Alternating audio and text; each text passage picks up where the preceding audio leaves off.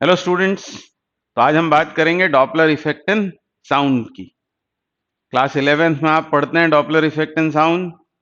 फिर class 12th में wave optics वाले चैप्टर में आपने पढ़ा होगा डॉपलर इफेक्ट इन लाइट, जिसमें आपने सुना होगा रेड शिफ्ट ब्लू शिफ्ट। पर आज हम बात कर रहे हैं डॉपलर इफेक्ट इन साउंड की।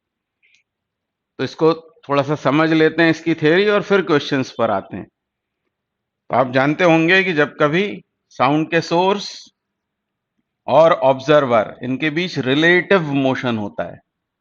साउंड का सोर्स मतलब जिसने साउंड प्रोड्यूस किया, और यह है ऑब्जर्वर या लिसनर जिसको वो साउंड सुनाई देता है।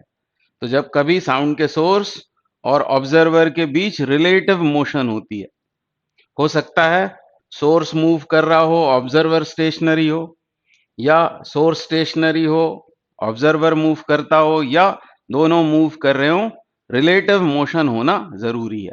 तो जब कभी साउंड के सोर्स और ऑब्जर्वर के बीच रिलेटिव मोशन होती है, तब इस ऑब्जर्वर ने सुने हुए साउंड की फ्रीक्वेंसी सोर्स ने प्रोड्यूस किए हुए साउंड की फ्रीक्वेंसी से कुछ अलग होती है। मतलब साउंड की फ्रीक्वेंसी में ऑब्जर्वर को कुछ अपैरेंट चेंज महसूस होता है, और इसी को कहते हैं Doppler effect. whenever there's relative motion between source and observer, then the frequency of sound apparently changes। इसी को कहते हैं डॉपलर इफेक्ट। तो डॉपलर इफेक्ट में तो पहली बात तो यही याद रखें, apparent change in frequency। apparent change in frequency, change in frequency कहना ठीक नहीं होगा, क्योंकि आप जानते हैं फ्रीक्वेंसी ये सोर्स की प्रॉपर्टी होती है। यदि उसमें कोई चेंज आ रहा है तो वो चेंज अपैरेंट ही होगा। फ्रीक्वेंसी बदलती नहीं, फ्रीक्वेंसी तय करता है सोर्स। जब तक सोर्स नहीं बदला जाएगा फ्रीक्वेंसी नहीं बदल सकती। यदि फ्रीक्वेंसी बदलती हुई महसूस हो रही है तो वो सिर्फ आपको आभास हो रहा है। मतलब अपैरेंट चेंज आता है फ्रीक्वेंसी में, आवृत्ति में आता है आभासी परिवर्तन। ऐसा लगता है जैसे फ्रीक्वेंसी बदल रही है। और फ्रीक्वेंसी कोई कभी कभी हम पिच बोल देते हैं, तो या तो आवाज श्रिल होने लगती है, पतली होने लगती है, या फिर ग्रेव या फ्लैट मोटी होने लगती है। इस तरह का चेंज आता है जब साउंड के सोर्स और ऑब्जर्वर के बीच रिलेटिव मोशन होती है। तो इसके पीछे जो रीजन है वो है रिलेटिव मोशन।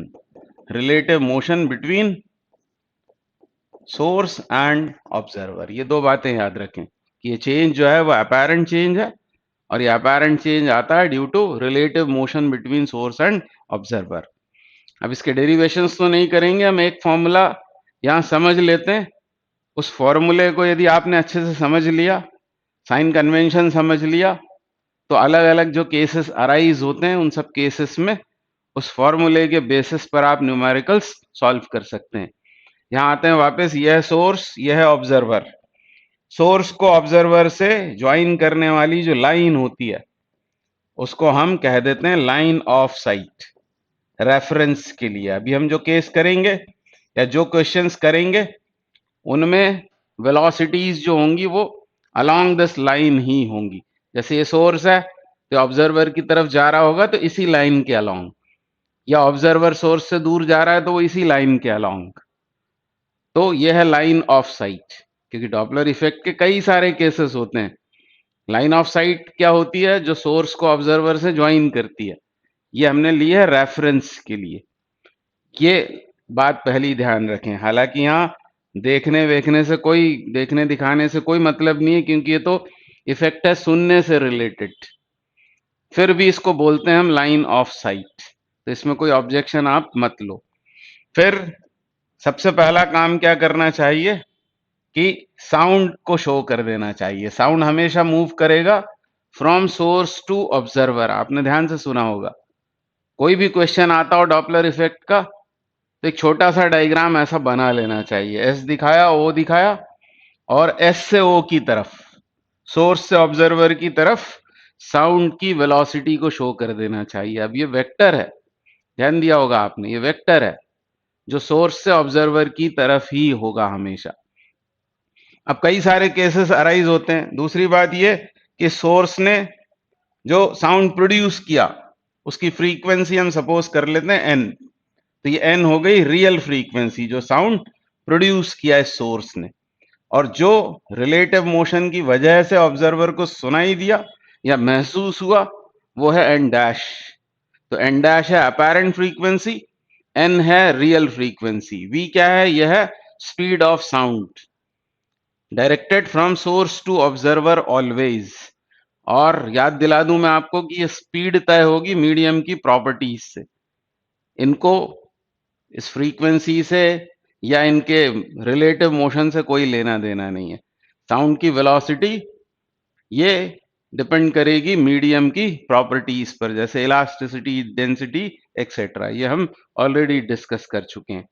अब एक जनरल फॉर्मूला बना रहे हैं हम, उसी को यूज किया करेंगे। वो फॉर्मूला है ऐसा, एन डैश मतलब apparent frequency is equal to n times, अब ये कहां से आया कैसे आया ये सब दिमाग में अभी नहीं रखें हम, क्योंकि डेरिवेशंस ऑलरेडी कर चुके हैं, उसके वीडियोस भी यूट्यूब पर मैंने अपलोड किए हुए हैं। उसको छोड़कर ये फॉर्मूला सबसे पहले दिमाग में आपके रहे न्यूमेरिकल प्रॉब्लम सॉल्व करते समय, क्योंकि अभी हम जो प्रॉब्लम्स करेंगे वो बड़ी बेसिक लेवल की प्रॉब्लम्स करेंगे। नीट में उसी तरह के सवाल पूछे जाते हैं। आप जेई की भी प्रिपरेशन कर रहे हैं तो रास्ता जेई की प्रिपरेशन का यहीं से शुरू होता है। इन क्वेश्चंस को जो अभी हम करेंगे इनको मास्टर करने के बाद आप इस टॉपिक में बहुत कंफर्टेबल हो जाएंगे। तो what is n dash? N dash क्या है?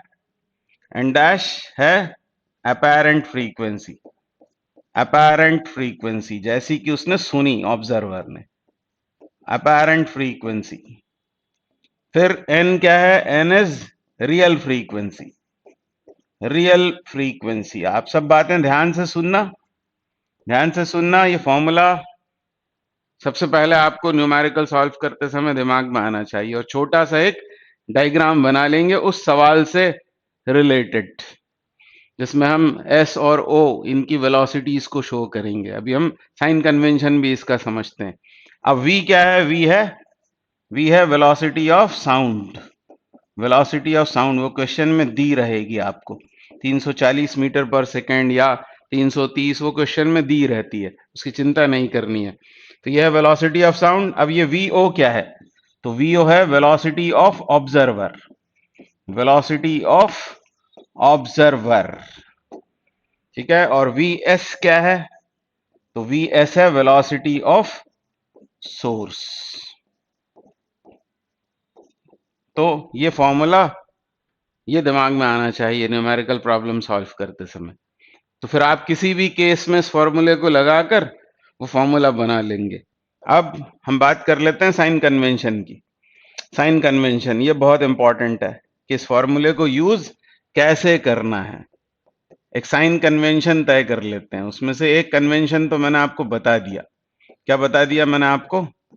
एक कन्वेंशन यह है कि वेलोसिटी ऑफ साउंड को हमेशा शो करना है from source to observer, from source to observer, और इस डायरेक्शन को हमें रिगार्ड कर लेना है पॉजिटिव। अब और कौन से वेक्टर्स यहां पर हैं v के अलावा? ये तो दोनों स्केलर्स हैं, वेक्टर्स हैं ये तीन, v, vo और vs। v की डायरेक्शन हमने ये फिक्स कर दिया है, सोर्स टू ऑब्जर्वर उसे प्लस बोल दिया है। अब इस डायरेक्शन में इन दोनों में से जो भी वेक्टर होगा उसको लेंगे हम पॉजिटिव साइन के साथ, और जो भी वेक्टर इससे ऑपोजिट होगा उसे माइनस साइन के साथ लेकर इस फॉर्मूले में सब्स्टिट्यूट करेंगे। आप गलत दिमाग में मत घुसा लेना, मैंने ये बोला कि इसको हमने प्लस बोल दिया है, हो सकता है सोर्स इस तरफ हो, ऑब्जर्वर इस तरफ हो, वी आप इधर शो करेंगे, उसको प्लस बोल देंगे। वी को प्लस बोलने के बाद ये देखेंगे कि वीओ किधर है। फॉर एग्जाम्पल जैसे कि ये सवाल है, ये एक केस मैं आपको बता रहा हूं। ऐसा सवाल आया सपोज आपको कि ये है वीएस और ऐसा है ये वीओ, तो फॉर्मूला यही लगाना है आपको, n dash is equal to n into v minus v o upon v minus v s. फिर वी फिक्स कर दिया आपने एस से ओ की तरफ, अब वीओ को क्या साइन देंगे, तो वीओ आप देख रहे हैं वी से कैसा है, ऑपोजिट, तो माइनस साइन के साथ यहां सब्स्टिट्यूट करेंगे, माइनस पहले से आ रहा था, फिर माइनस वीओ डालने से ये हो जाएगा वी प्लस वीओ। और वीएस को क्या साइन देंगे, तो इसी की डायरेक्शन में, तो प्लस साइन के साथ सब्स्टिट्यूट करेंगे तो माइनस रह जाएगा। मतलब पर्टिकुलर इस केस के लिए जब सोर्स और ऑब्जर्वर एक दूसरे की तरफ are moving towards each other, ऐसा केस हो, तब फॉर्मूला क्या बन जाएगा, n dash is equal to n into v minus minus v o, मतलब v plus v o upon v minus v s. ऐसा फिर आपको वहां काम करना पड़ेगा, ठीक है ना। अब मान लेते हैं ये केस नहीं है, अब केस है इस तरह का, कैसा केस है, ऐसा केस है। अब यहां कुछ लोगों से गड़बड़ हो जाती है, यह है वी एस। अब क्या होगा, अब आपको वेलोसिटी साउंड की तो इधर ही दिखानी है, ये भले ही सोर्स उधर जा रहा हो, पर साउंड तो चारों डायरेक्शन में फैलेगा, ऑब्जर्वर की तरफ तो वो इधर ही जा रहा होगा। तो एन डैश बराबर एन इंटू, फिर से ये फॉर्मूला यूज करना है, वी, ये क्या होगा, माइनस माइनस वीओ यानी वी प्लस वीओ, और इधर क्या होगा, इधर देख रहे हैं ये भी इधर जा रहा है, वी उधर है, तो v minus minus v s, तो फिर एन डैश हो जाएगा n into v plus v o upon v plus v s. तो ऐसे कई सारे केसेस अराइज होते हैं। कई बार सोर्स मूव कर रहा होता है, ऑब्जर्वर स्टेशनरी होता है, कभी ऑब्जर्वर स्टेशनरी होता है, सोर्स मूव कर रहा होता है। तो आपको ये साइन कन्वेंशन समझ में आ गया होगा कि पहले क्या करो, पहले v का साइन फिक्स करो, fix sign of v, sign of v जिसको हम क्या ले लेते हैं, पॉजिटिव। अब बच जाएगी दो और वेक्टर्स की बात, vo और vs की। तो if vo vs are in the direction of v, तो क्या करेंगे, डायरेक्शन ऑफ v में यदि वो होंगे तो उनको प्लस साइन के साथ लिखेंगे, तो ये माइनस बच जाएंगे। ध्यान से सुनना आप, नहीं तो गड़बड़ दिमाग में भर लोगे आप, तो फिर मुश्किल होगी सवालों को सॉल्व करने में। आसान तो वो होते हैं, आसान होते हैं, फिर इसमें कई सारे और बातें हैं, वो आप सब डिटेल में आपने मुझसे भी सुनी हुई है इवन। और यदि v o v s are in opposite, are in या are opposite to v, opposite of v, तो उनको नेगेटिव साइन के साथ इसमें सब्स्टिट्यूट करेंगे। तो अभी तो आप इसको सुन लो मेरी बातों को, फिर इसमें कुछ सपोजिशंस हैं। सपोजिशंस ये हैं कि स्पीड ऑफ साउंड से कम ही रखना है इनको, वीओ वीएस को। फिर जो मीडियम है वो स्टेशनरी है, और उस मीडियम के ही रिलेटिव ये सब स्पीड्स हैं, ठीक है। तो मीडियम को स्टेशनरी मानना है, वीओ वीएस वी से बहुत कम है। ये सपोजिशंस पर बेस्ड है ये पूरा डिस्कशन। अब क्वेश्चंस करते हैं तो और क्लियर हो जाएगा। उसके अलावा जैसा कि यहां पर आप देख रहे हैं फ्रीक्वेंसी में चेंज आया, फ्रीक्वेंसी में कैसा चेंज आया, अपैरेंट चेंज। और आप जानते हैं v इज इक्वल टू होता है एन लैम्डा, तो v कैसा है, ये v इज कांस्टेंट, क्योंकि मीडियम कांस्टेंट है, यानी n और लैम्डा कैसे होंगे, इनवर्सली प्रोपोर्शनल। यानी फ्रीक्वेंसी यदि चेंज हुई है तो वेवलेंथ भी चेंज हुई ही होगी। यहां लिख सकते हो आप क्या, n equal to v upon lambda dash, यहां क्या लिखेंगे, v upon lambda, v cut जाएगा, क्रॉस मल्टीप्लाई करने पर lambda is equal to lambda dash, बाकी बातें वही रहेंगी, v minus v upon v minus v s. तो कभी बात फ्रीक्वेंसी की होती है तो कभी वेवलेंथ की भी बात हो सकती है, पर वेवलेंथ जो है वो हमको सुनाई नहीं देती है, सुनाई जो कुछ देता है वो है फ्रीक्वेंसी। इसलिए डॉपलर इफेक्ट में जनरली फ्रीक्वेंसी पर बेस्ड क्वेश्चंस ज्यादा आपसे पूछे जाते हैं, ठीक है। अब क्वेश्चंस पर आते हैं, इतनी थ्योरी आज के लिए तो सफिशिएंट है। अब करते हैं हम सवाल। तो पहला question, a whistle producing sound waves of frequencies 9500 hertz and is approaching a stationary person with speed v meter per second। तो क्वेश्चन की लैंग्वेज से आपको समझ में आ जाएगा कि ये डॉपलर इफेक्ट का सवाल है। फिर उसके बाद यहां आप देख रहे हैं कि वो जो सोर्स है वो है विसल, ये उसकी रियल फ्रीक्वेंसी दे रखी है, और क्या बोला है, स्टेशनरी पर्सन, मतलब ऑब्जर्वर स्टेशनरी हो गया, और सोर्स ऑब्जर्वर की तरफ अप्रोच कर रहा है। तो एक छोटा सा डायग्राम हमेशा बना लेना चाहिए। तो ये हमने शो कर दिया सोर्स और ये है ऑब्जर्वर, और यहां क्वेश्चन में बोला हुआ है कि ये सोर्स किस वेलोसिटी से मूव कर रहा है, v मीटर पर सेकेंड से टुवर्ड्स स्टेशनरी ऑब्जर्वर, मतलब vo 0 हो जाएगा और ये है vs का वैल्यू, vs इज v। आगे बोल रहे हैं the velocity of sound in air is 300 metre per second. जैसा मैंने पहले कहा था आपसे कि साउंड को हमेशा शो करना चाहिए फ्रॉम सोर्स टू ऑब्जर्वर। इस लाइन के अलोंग ये हो गया साउंड की वेलोसिटी, कितनी मीटर पर सेकेंड में, 300। If person can hear frequencies up to a maximum of 10,000 hertz, the maximum value of v up to which he can hear the whistle is. अब क्या बोला है उसने, person can hear frequencies up to a maximum of 10,000 hertz. वो जो sound produce हो रहा है वो तो 9500 का है और फ्रीक्वेंसी अपेरेंटली बढ़ रही है, मैक्सिमम कितनी सुनी जा सकती है, 10,000। तो हमको हमारा वही बेसिक फॉर्मूला याद आ जाना चाहिए, एन डैश बराबर n into v minus v o upon v minus v s, हमेशा यही फॉर्मूला यूज करेंगे।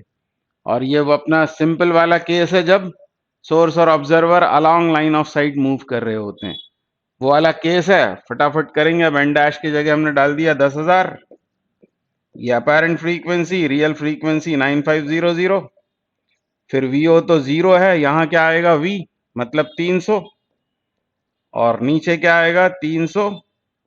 अब इसकी डायरेक्शन हमको देख लेनी, वीओ तो 0 हो गया था, vs कैसा है, vs इज कहां है वो, इन the direction of velocity of sound. तो इसको पॉजिटिव साइन के साथ लेंगे तो यहां सिर्फ हमको v लिख देना है, नॉट माइनस v।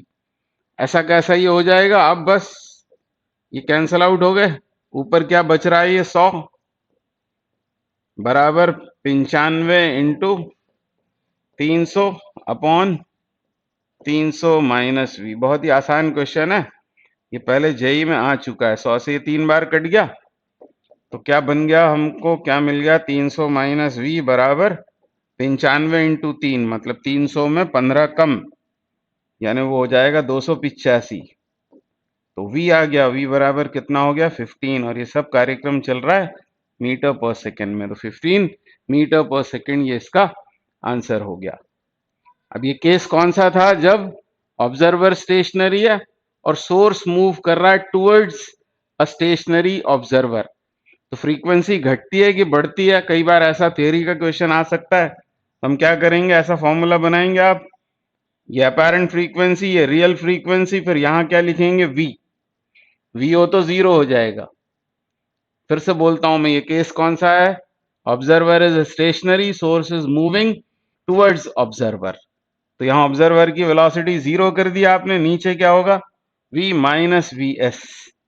अब कंपैरिजन यदि करना है रियल फ्रीक्वेंसी और अपेरेंट फ्रीक्वेंसी का, तो मन ही मन में इसको इधर सोचेंगे एलएचएस में ले जाकर, ये n यहां ले जाएंगे एलएचएस में डिनोमिनेटर में, और जैसा रिलेशन इधर न्यूमरेटर डिनोमिनेटर में होगा आरएचएस के, वैसा ही होगा एलएचएस में। तो इसको यदि आप ऐसा सोच रहे हैं, ऐसा लिखकर सोच रहे हैं, लिखना नहीं है सोचना है, तब आप देख रहे हैं कि आरएचएस में ये कैसा है, लार्जर, ये है स्मॉलर, तो यही हाल इधर होगा, n dash is greater than n, मतलब फ्रीक्वेंसी बढ़ती है इस वाले केस में। जब ऑब्जर्वर स्टेशनरी हो और सोर्स ऑब्जर्वर की तरफ मूव कर रहा हो तो फ्रीक्वेंसी में अपेरेंट इंक्रीज आता है। तो कई बार ये इंक्रीज पूछ लेते हैं, फ्रैक्शनल चेंज पूछ लेते हैं, परसेंटेज चेंज पूछ लेते हैं, कुल मिला के फ्रीक्वेंसी बढ़ती है। और अभी हमने देखा था कि एन और लैम्डा होते हैं इनवर्सली प्रोपोर्शनल, तो यदि ऐसा हो रहा है कि फ्रीक्वेंसी अपेरेंट वाली ज्यादा है रियल से, तो अपेरेंट वाला जो वेवलेंथ होगा वो होगा कम, यानी वेवलेंथ घट जाती है, फ्रीक्वेंसी बढ़ जाती है। अब पिच कैसी हो जाएगी, श्रिल हो जाएगी या ग्रेव, तो क्या बोलेंगे, क्योंकि फ्रीक्वेंसी बढ़ रही है तो साउंड श्रिल सुनाई देगा, पतला हो जाएगा, एक्चुअल में जितना है उससे श्रिल साउंड सुनाई देगा। तो इस तरह इसका आंसर फाइंड आउट कर लेंगे। तो आप देखो कि ये जो है फॉर्मूला बड़ा काम का है। ये नहीं कह रहा हूं मैं कि ये बिल्कुल फुल प्रूफ फॉर्मूला हर जगह लग जाएगा, पर जब अलोंग लाइन मोशन हो रही होती है सोर्स या ऑब्जर्वर की या दोनों की, तब इसी से हमको सॉल्व करना और वो साइन कन्वेंशन भी ध्यान रखना चाहिए। हाल फिलहाल आंसर है 4। नेक्स्ट क्वेश्चन करेंगे। A source of sound is travelling towards a stationary observer. फिर से वही डायग्राम, ये हैबिट में होना चाहिए। ये हो गया सोर्स, ये हो गया observer. A source is travelling towards a stationary observer, फिर वीओ जीरो कर दिया, सोर्स को इस तरफ ले जाना है। The frequency of sound heard by the observer is 25% more than the actual frequency. तो एक्चुअल यदि एन मान ले तो इसने जो सुनी मतलब एन डैश वो कितनी है, इसका 25% ज्यादा। तो एन का 25% क्या होगा, 25 एन बाय 100, यानी क्या हो जाएगा ये एन बाय 4, 25% ज्यादा। ये थी रियल फ्रीक्वेंसी।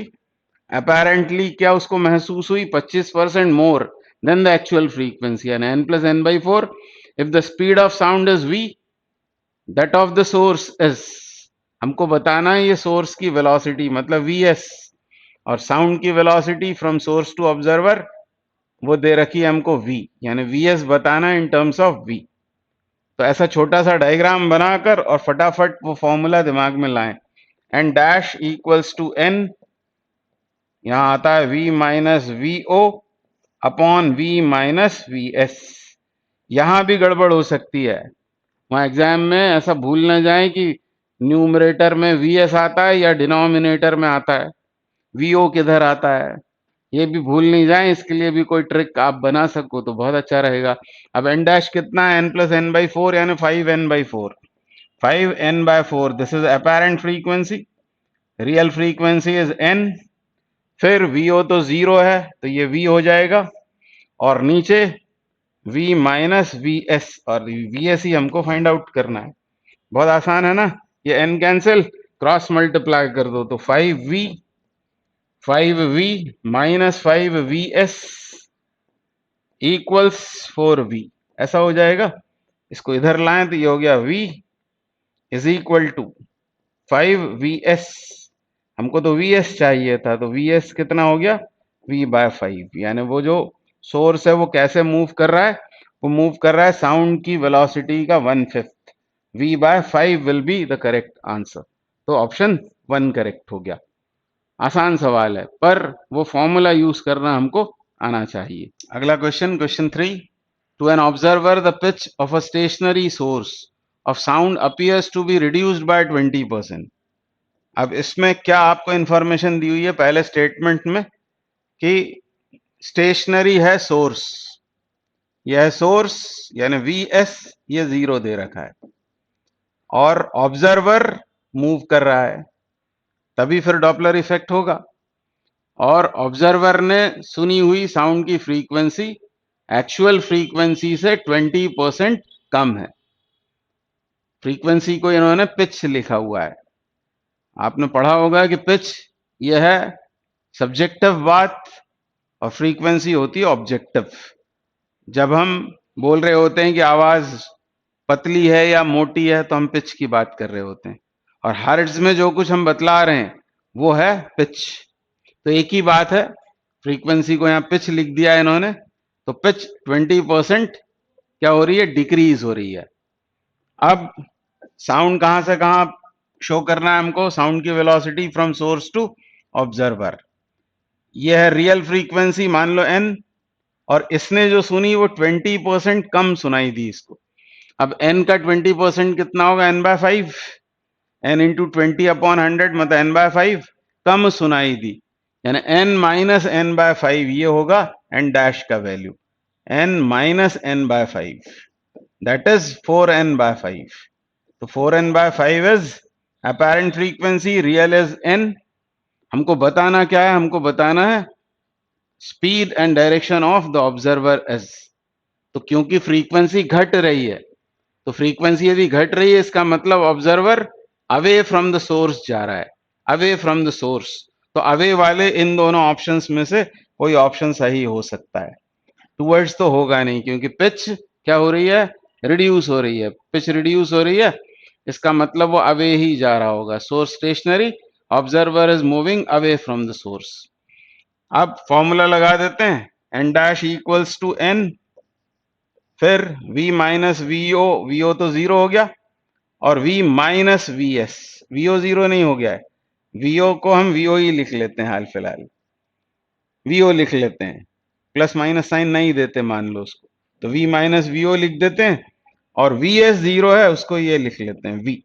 अब वैल्यूज डाल दें यहाँ, तो n dash is 4n/5, 4n/5, this is n, और v तो दे रखा है, उसको बाद में सब्स्टिट्यूट कर लेंगे, या अभी कर देते हैं 340 माइनस वीओ अपॉन 340, और वीओ के लिए इसको सॉल्व करेंगे, ठीक है, और उसका साइन देखेंगे क्या आता है।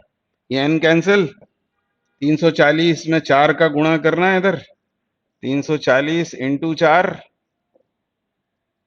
और इधर 5 का गुणा करना है, 340 इंटू 5 माइनस 5v0, तो 5v0 को इधर ले जाएं, तो 5v0 बराबर, इसको इधर लाएंगे, 340 कॉमन लेंगे, 340 ही बच जाएगा, तो v0 कितना हो जाएगा, 340 अपॉन 5, और वो पॉजिटिव साइन के साथ आया आपने देखा, और आप 5 से इसको कैंसिल करें तो 6 बार कटेगा, ये 30 हुआ, और 5 8 40, 68 मीटर पर सेकेंड, और इसका पॉजिटिव आना बता रहा है away from the source, and so option 4 is correct.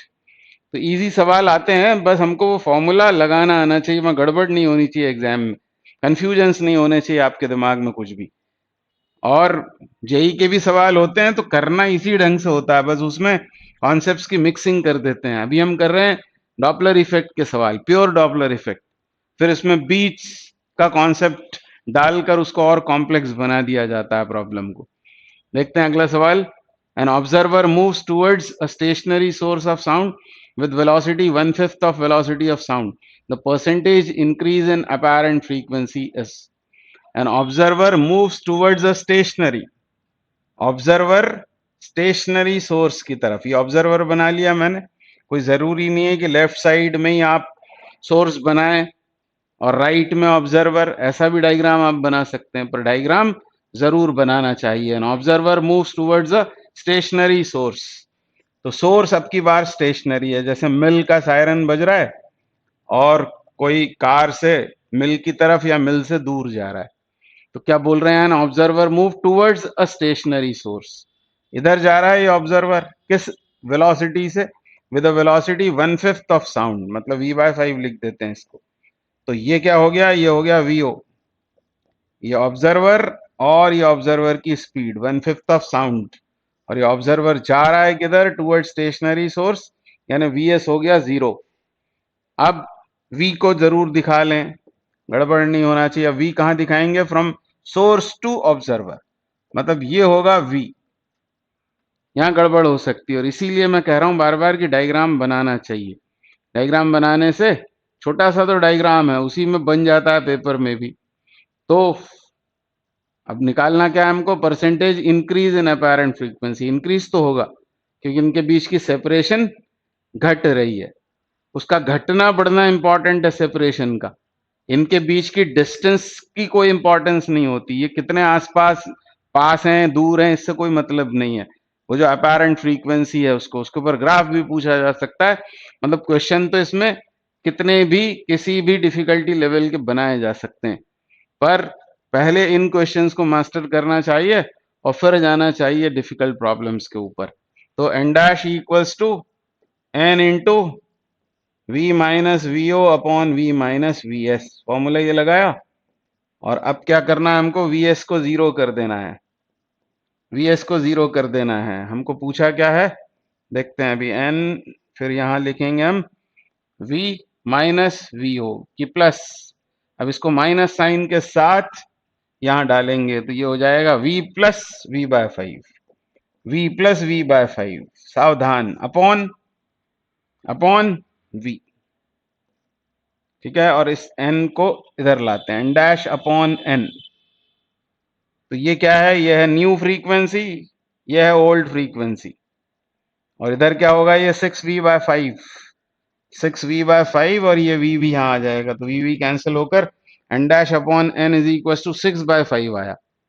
हमको चाहिए क्या, परसेंटेज इंक्रीज, तो पहले निकालना पड़ेगा फ्रैक्शनल इंक्रीज और उसमें 100 का मल्टीप्लाई करना पड़ेगा। और फ्रैक्शनल इंक्रीज क्या होगा, फाइनल वैल्यू फ्रीक्वेंसी की माइनस यानी change in frequency upon original, तो दोनों तरफ 1 सब्ट्रैक्ट कर देते हैं, तो इधर क्या होगा, ये n dash minus n upon n, जो चाहिए था वो मिल गया आपको। ये क्या है, चेंज इन फ्रीक्वेंसी, ये ओरिजिनल, और इस तरफ क्या होगा 6/5 माइनस 1 यानी 1/5। तो यदि फ्रैक्शनल इंक्रीज पूछा होता तो बोलते हैं 1/5, पर हमसे पूछा है परसेंटेज इंक्रीज, तो इसी में delta n upon n into 100 करेंगे। इसी को मैंने देखो डेल्टा n लिख दिया, delta n upon n into 100, तो इधर भी 1/5 इंटू 100 और परसेंट का साइन लगा देंगे दोनों तरफ। तो ये क्या आया, परसेंटेज इंक्रीज इन फ्रीक्वेंसी कितनी हो गई वो 20%, ऑप्शन 2 करेक्ट हो गया। अगला सवाल करते हैं, क्वेश्चन 5।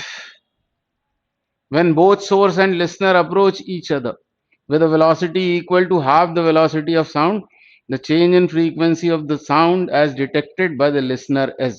अब दोनों को चला रहे हैं, तो आप देख रहे हैं अभी तक जितने सवाल हम कर रहे हैं वो सब कैसे हैं, जब वेलोसिटीज हैं लाइन ऑफ साइट के अलोंग।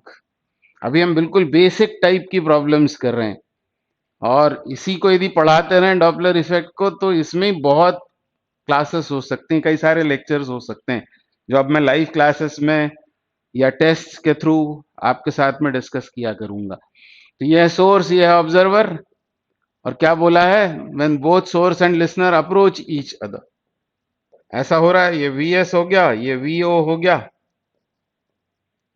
फिर क्या बोला है, with a velocity equal to half the velocity of sound, मतलब दोनों ही कितने हैं, v/2।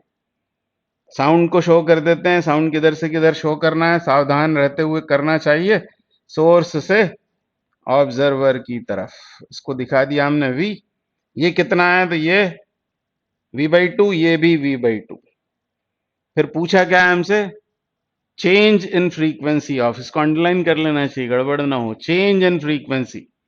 और होगी गड़बड़, यदि आपको मैंने ये याद नहीं दिलाया होता तो हो सकता है आप नई वाली अपैरेंट फ्रीक्वेंसी बता देते। अब मान लेते हैं कि फ्रीक्वेंसी, जिस फ्रीक्वेंसी का साउंड प्रोड्यूस हो रहा है वो है n, और जो सुनाई दे रही है इसको by virtue of relative motion वो है n डैश।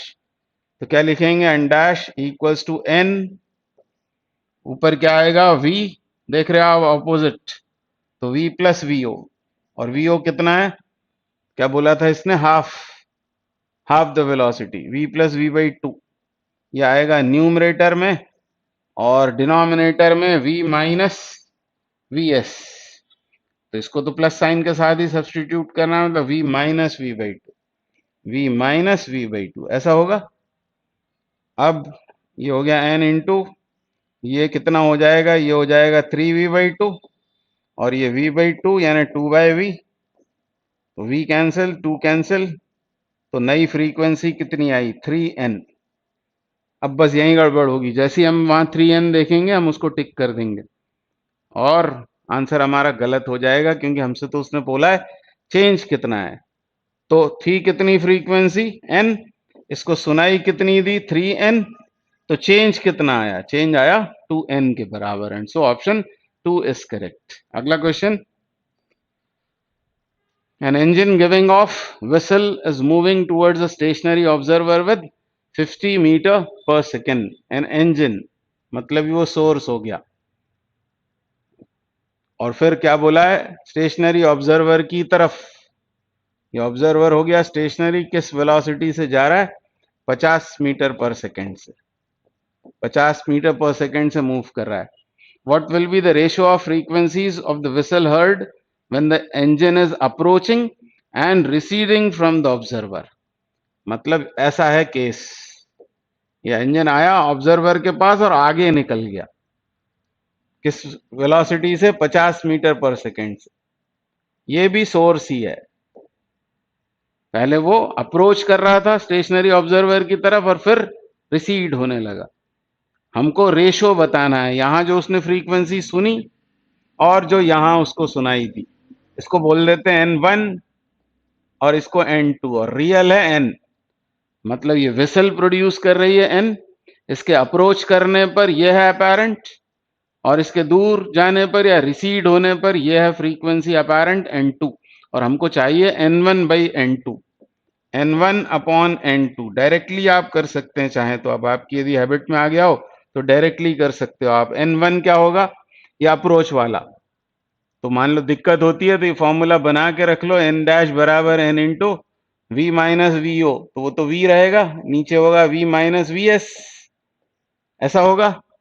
अब इसमें ये n और v, ये तो दोनों बार, ये पास आते समय दूर जाते समय ये तो सेम रहेंगे, इनको अकाउंट में नहीं भी लें तो चलेगा, बस ये हमें चाहिए, ये चाहिए। तो इस वाले केस में ये क्वांटिटी ये आएगी डिनोमिनेटर में, इनवर्स प्रोपोर्शन है इसलिए, और पास आने पर ये कैसा होगा, 50 पॉजिटिव, और यह है 350 फ्रॉम सोर्स टू ऑब्जर्वर, और इस समय यह सोर्स और यह ऑब्जर्वर, ऐसा होगा ये, इस समय एडिटिव, इस समय सब्ट्रैक्टिव, यानी v माइनस वी ओ, तो यहां आएगा 300, 350 माइनस 50, और इस समय 350 हो जाएगा, सॉरी 400 हो जाएगा, 350 प्लस 50 400 हो जाएगा, यानी रेशो आ गया 4:3। मतलब आप मेंटली भी इसको कर सकते हैं समय बचाने के लिए, पर समय बचाने के चक्कर में गलत नहीं होना चाहिए, क्योंकि आप ऑर्डर में भी करोगे, 2 स्टेप में भी करोगे तो भी समय उतना ही लगता है, बशर्ते वो आपकी हैबिट में हो। आंसर है इसका 4:3। अगला क्वेश्चन करेंगे, क्वेश्चन 7। क्या बोल रहे हैं, train running at 108 kilometre per hour, 108 kilometre per hour, और आप आंसर्स यहां देखेंगे मीटर पर सेकंड में स्पीड ऑफ साउंड दी हुई है, तो इसको मीटर पर सेकंड में बदलना ही पड़ेगा। तो किसका गुणा करते हैं, याद होगा आपको 5/18 का, 5/18, तब ये कन्वर्ट हो जाता है मीटर पर सेकंड में, और 18 से कैंसिल होगा क्या, 18 दूनी होते हैं 36, और 36 गुणा 3 होगा, 36 गुणा 3 होगा 108, मतलब 6 बार कटेगा, यानी ये हो गया 30 मीटर पर सेकेंड। तो एक ट्रेन है, ये हो गई वो ट्रेन, मतलब ही सोर्स किससे जा रही है, वो 108 किलोमीटर पर सेकेंड से मूव कर रही है, यानी 30 मीटर पर सेकेंड से वो ट्रेन मूव कर रही है, और किस फ्रीक्वेंसी का साउंड पैदा कर रहा है उसका विसल, 800, मतलब ये हो गया real frequency, 800 hertz. The frequency is heard by a passenger sitting in the train and a person standing near the track whom the train has just passed। तो 800 हर्ट्ज की फ्रीक्वेंसी का साउंड प्रोड्यूस हो रहा है, तो जो passenger train के अंदर बैठा होगा उसको तो वही फ्रीक्वेंसी सुनाई देगी, क्योंकि वो उसी का पार्ट है ट्रेन का, दोनों के बीच रिलेटिव मोशन नहीं है, तो उसकी तो फ्रीक्वेंसी उसको जो सुनाई देगी वो 800 हर्ट्ज ही होगी। मतलब ये वाला ऑप्शन तो नहीं हो सकता, क्योंकि पहले पैसेंजर का नाम लिया है तो पैसेंजर को तो ये सुनाई देगा 800 हर्ट्ज, तो इन तीन में से कोई हो सकता है। और फिर दूसरा वाला पर्सन जो ट्रैक के पास में खड़ा हुआ है, जिससे ट्रेन अभी अभी गुजर के आगे गई है, तो मुझे दोबारा बनाना पड़ेगा ये डायग्राम, ट्रेन को आगे रखना पड़ेगा। तो कोई बात नहीं, ट्रेन को आगे रख देते हैं। क्या करना होगा, ये है वो ट्रेन, कितने से मूव कर रही है, 108, मतलब 30 मीटर पर सेकेंड से। किस फ्रीक्वेंसी का साउंड प्रोड्यूस हो रहा है, 800 हर्ट्ज का। और ये है वो पैसेंजर, उसी लाइन पर उसको हम मान सकते हैं, हालांकि वो रेलवे लाइन पर नहीं खड़ा है, उसके बहुत पास खड़ा है, तो अप्रोक्सीमेटली उसी लाइन पर उसको सपोज कर सकते हैं, तो उसमें आप ऑब्जेक्शन मत लेना। तो ये है वो ऑब्जर्वर, ये हो गया सोर्स, और ऑब्जर्वर है स्टेशनरी, और सोर्स से ऑब्जर्वर की तरफ ये स्पीड ऑफ साउंड हो गया, कितना दे रखा है वो 330। हमको ये वाली फ्रीक्वेंसी बतानी है जो इसको सुनाई दी, तो एन डैश बराबर हो जाएगा एन, मतलब 800 into v minus v o, तो वो तो 0 है, तो यहां तो आएगा 330 अपॉन। अब इसमें क्या होगा, इसमें ये एडिटिव होंगे, ऑपोजिट है तो एडिटिव, ऐसा बाद में आपको रट भी जाएगा कुछ दिनों में। ये हो गया 300, कितना हो जाएगा 60, 360। ये 0 से कैंसिल, ये 11 बार कैंसिल 3 से, और ये 12 बार ऐसा होगा। और अब ज्यादा कुछ कर नहीं सकते। 11/12, 11/12 तो ये 1 से कम होगा, मतलब आंसर 800 से कम आना चाहिए, मतलब ये नहीं हो सकता। और एग्जैक्टली ये कट भी नहीं रहा, इसलिए ये भी नहीं हो सकता। आंसर यही होगा, and so option 1 is correct. आप उसको आखिरी तक सॉल्व करके भी देख सकते हैं। तो ये अगला सवाल हुआ। Next question 8, a source and a detector move away from each other, each with a speed of 10 meter per second with respect to ground with no wind। यहां पर तो इन्होंने बोल दिया है, पर हम ये अज्यूम करके चलते हैं कि वो मीडियम जो है वो है stationery. if the detector detects a frequency of 1650 hertz of the sound coming from the source, what is the original frequency of the sound? आसान है सवाल, करना वही है आपको। फिर से डायग्राम जरूर बनाएं। ये हो गया सोर्स, ये हो गया ऑब्जर्वर, और क्या बोला है, source and detector move away from each other. ऐसे हो रहा है, अवे फ्रॉम ईच अदर, दोनों की वेलोसिटी है 10 मीटर पर सेकेंड। फिर किस फ्रीक्वेंसी का साउंड प्रोड्यूस हो रहा है, ये हमसे पूछा हुआ है। और सुनाई कितने का दे रहा है, 1650, यानी एन डैश ये 1650 दिया हुआ है, और एन हमको फाइंड करने को बोला है। अब वेलोसिटी ऑफ साउंड शो कर देंगे हम, किधर से किधर, ये सोर्स, ये ऑब्जर्वर, सोर्स से ऑब्जर्वर की तरफ ये हो जाएगा वेलोसिटी ऑफ साउंड जो दे रखी है 340। तो ऑब्जर्वर और इसमें सेम डायरेक्शन, तो v-10, और इसमें ये ऑपोजिट डायरेक्शन, ये हो जाएगा v+10। v सब्सटीट्यूट कर ही देना चाहिए था, v-10, 340, 340 - 10 मतलब 330, और ये 350 इज इक्वल टू 1650। हमको तो n चाहिए, तो n बराबर कितना हो जाएगा, n हो जाएगा 1650 इंटू 350 अपॉन 330। अब ये 330 से कैंसिल आउट हो जाएगा। आप देखो 5 बार यदि हम इसका 5 का मल्टीप्लाई करें तो 5 दिया होंगे 15, मतलब 1500, और 30 इंटू 5 होंगे 150, तो 1650 हो जाएगा। ये तो 5 बार सीधे कट के हमारा आंसर बड़ा अच्छा सा आ जाएगा। 25 हासिल किया, 2, 15 और 2 17, यानी 1750 hertz is the correct answer. Answer 2 is correct. तो इस तरह के सवाल पहले आप मास्टर कर लें, तो फिर आगे तो बहुत सारा है, बहुत सारे सवाल होते हैं, कई सारे केसेस अराइज होते हैं। वो सब कॉम्पेंडियम में भी मैंने मेंशन किए हुए हैं, उसके ऊपर प्रॉब्लम्स भी अभी हम करेंगे। क्या बोल रहा है, 2 trains are moving towards each other at a speed 144। ये 144 वाली ट्रेन है मान लो, और ये 54 वाली। 144 क्यों दिया होगा, ये शायद 18 से कट जाता होगा इसलिए। और ये कितना दिया है, ये 54, ये भी 18 से कट जाता होगा शायद। तो ये 3 बार कैंसिल, 5 दिया 15, मतलब इसकी वेलोसिटी 15 है। ट्रेन बी मान लेते हैं इसको। और ट्रेन ए ये कितनी बार कटेगा, 18 से 6 बार, क्या 8 बार, कितनी बार, 8 बार शायद। 18 इंटू 8, मुझे पहाड़े नहीं आते, ये हुआ 8 और 6 14, यस 8 बार कटेगा ये, तो 40 हो गया। ये ट्रेन ए हो गई। तो 2 ट्रेन हैं जो एक दूसरे की तरफ मूव कर रही हैं with 40 metre per second and 15 metre per second. The first train sounds a whistle of 600 hertz. तो पहली ट्रेन इसने कौन सी वाली ली है, 144 वाली, मतलब ये वाली ट्रेन, ये पहली ट्रेन है। और पहली ट्रेन पैदा करती है इस फ्रीक्वेंसी का साउंड 600 हर्ट्ज, मतलब ये हो गई real frequency. Find the frequency of the whistle as heard by the passenger in the second train before the trains meet। VS 340 इसके लिए पूछी हुई है आपको फ्रीक्वेंसी। तो n dash is equal to n 600 into v minus vo। तो इसमें से अब ऑब्जर्वर कौन सा है, ये हो जाएगा, ये ऑब्जर्वर। इस ट्रेन में बैठा हुआ पैसेंजर वो ऑब्जर्वर हो गया और ये सोर्स हो गया। और स्पीड ऑफ साउंड किधर से किधर दिखाएंगे, तो इस ट्रेन ने हॉर्न बजाया है, इसने सुना है, तो इधर होगा ये v का डायरेक्शन, तो ये एडिटिव हो जाएगा।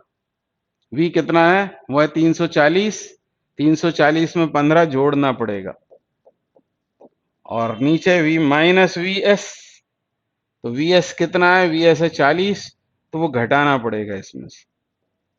अब इस तरफ सब नोन है आपको RHS में, 600 इंटू वी एस 340, तो ये 355 हो गया, और नीचे 340 में से 40 घटेगा मतलब 300, और ये 300 से 2 बार कट गया, तो ये 5 दूनी 10, हासिल के 1, 10 और 1 11, हासिल के 1, 6 और 1 7, 710 हर्ट्स।